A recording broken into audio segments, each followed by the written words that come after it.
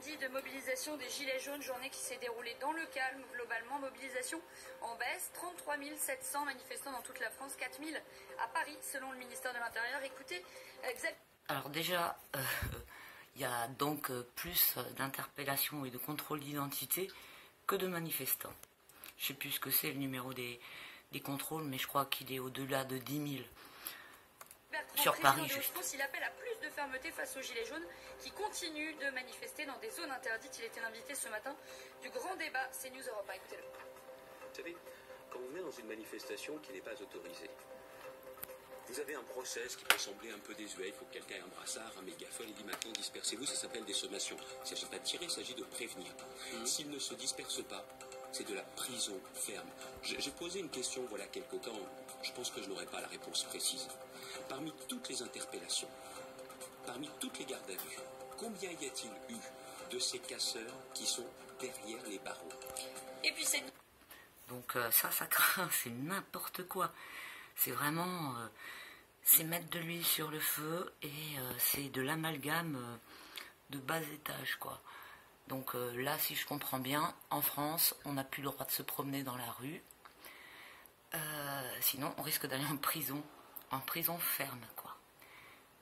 Alors là, franchement, alors qu'il y a des pédocriminels qui sont en liberté. Waouh. Donc le jour où des personnes qui se promènent dans la rue vont commencer à être mises en prison, parce que le droit de manifester, il faut le prouver, quoi. T'es dans la rue, sur une place, comme ça, comme par exemple, comme c'était hier au Trocadéro, où ils ont sommé les manifestants de dégager alors qu'ils avaient tout blindé, tout bouché partout autour, que le métro était bouché, et ils faisaient leur sommation. Et voilà, enfin les gens ils étaient dans la rue, bon déjà de toute façon ils étaient nassés, mais même s'ils sont déjà les règles du jeu, enfin tu peux pas dire à des gens de dégager alors que tu les nasses, quoi.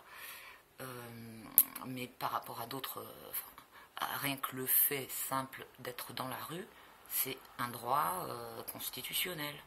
On n'a pas le droit de mettre quelqu'un en prison parce qu'il marche dans la rue. Et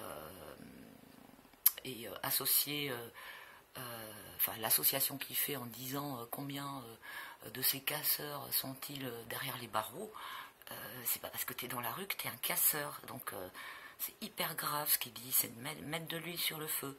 Et s'il commence à jouer à ça, de plus en plus, c'est exactement pareil que ce que dit Castaner, hein. C'est la même chose. Je ne sais pas ce qu'il vise, lui, pour se mettre...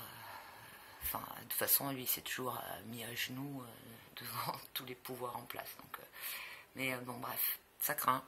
Voilà. Je vous souhaite une bonne journée. Salut, c'était Coquelicot.